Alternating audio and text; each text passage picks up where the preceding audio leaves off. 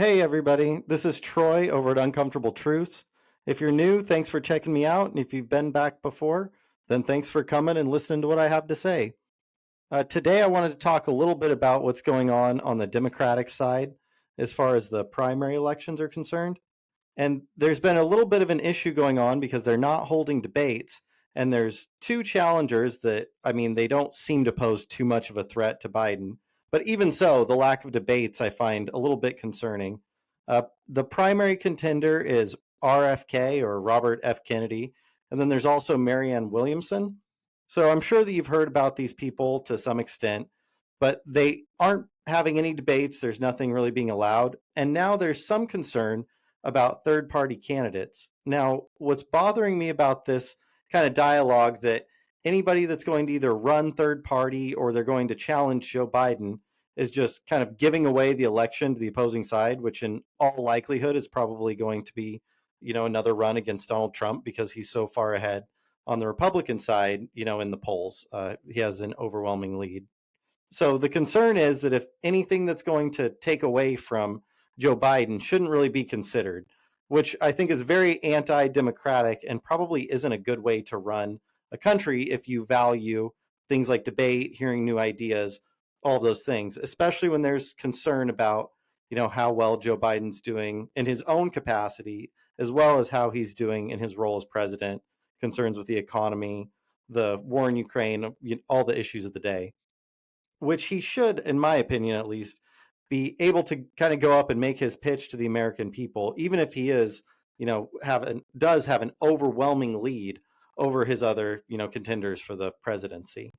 That being said, there was a really great article I thought in the New York Times, which I'm not generally a fan of, but I would like to kind of just bring it up here because I thought that the author did a really good job kind of talking about the different issues and the way people are thinking. So the title is Robert F. Kennedy Jr. Flirts with the Libertarian Party. It was written by Nicholas Nahamis, and I apologize if I'm mispronouncing that name. It's the first time I'd actually went out and tried to pronounce it, so forgive me if that's wrong. I'll go ahead and put the link to this article in the description so you can all check it out for yourself. The main thing I wanted to highlight is actually kind of in the title, is that Robert F. Kennedy is flirting with the Libertarian Party. Now, some people I'm hearing are kind of upset about these third party runs, whether it be, Cornell West or last election, or I guess two before, it was Jill Stein with the Green Party. And the concern is that they're pulling votes that would otherwise go to the Democrats away from them. And maybe that's a legitimate, concern if you're a Democrat, and maybe it's not. I would argue that it's not something that you actually should be concerned about, and that the idea of the democratic values as far as like actually voting, like the democratic process, should be more important, that you want people to vote for the people that would feel that are represent their values and would represent the policies that they want, in the system.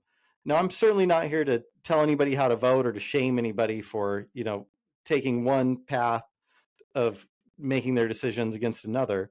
But I will say it does seem a little bit concerning to me that I keep hearing that people think that the Democrats are somehow entitled to these third party votes. So I would point out that flirting with the Libertarian Party is probably something that would make sense if you were running for president, because you're trying to get as many votes as you can, particularly in a primary process. The person who gets, the most votes is going to win. So instead of shaming people and saying, no, we shouldn't be allowed to vote, we shouldn't be allowed to debate, you have to vote for Joe Biden. If you don't vote for Joe Biden, you may as well vote for the other person. And, that's something that I simply don't agree with. I think it's pretty immoral to tell somebody that you have to vote for this person. Otherwise, this other bad outcome that is not even related to the person you vote for is your fault. And I also think it's a little bit hard to swallow that people automatically assume that for whatever reason that the Democratic candidates are going to be more aligned with, somebody in the libertarian perspective or even with the Green Party. It's not always the case that just because somebody voted for the Green Party that they were going to vote for the Democrat. had they not voted for the Green Party. Everybody gets to vote for whoever they want. That's one of the great things about our process.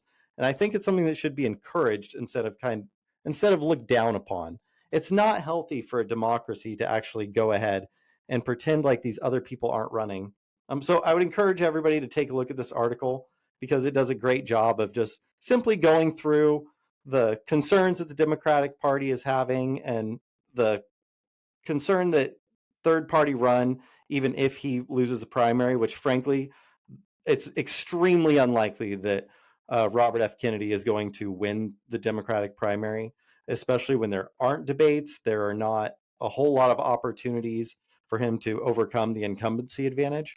So I would be shocked to see RFK win. That being said, for those people that are interested in voting for him, I think that the Democratic Party should make a pitch to the people that are interested in RFK why you're a better candidate for their values than your opponent. That's what an election is supposed to be, and I find it extremely disheartening and just a little bit underwhelming from the Democratic Party that they're not focused on what they're going to do to be better than these other candidates or even really looking at what they see as accomplishments. Every once in a while you do hear about the Build Back Better, which I personally don't think it hasn't made a noticeable difference in my life, at least. And from the people that are, in my social circle, my family and friends, nobody really feels any sort of difference. The worst thing that we have going on is really inflation, and it doesn't really seem like Build Back Better has helped with that. Most of the pandemic era, assistance programs that I kind of like to see, even if I wasn't really using them, such as helping families, the child tax credit, those things, they're all being rolled back. So instead of focusing on why somebody else is so horrible that you are just forced to vote for them, my advice for the Democratic Party would be why don't you actually accomplish something and then show people that, well, don't you see that your life is getting better? Keep voting for us and your life will keep improving. That's what I think the key is to having a healthy democracy is people actually voting for who they think is going to be the best candidate instead of trying to do this kind of long chess strategy that really never seems to work out because you end up getting people with extremely low popularity that are running for president again. So anyway, that's kind of my thoughts on this third party outrage. I appreciate everybody taking time to listen to me. If you like the video, please go ahead and hit like and subscribe. I'll try to come up with as much stuff as I can. I will be going over the 2024 primary election candidates on the Republican side when they're having a debate. And anyway, I hope you check that out. Have a great day.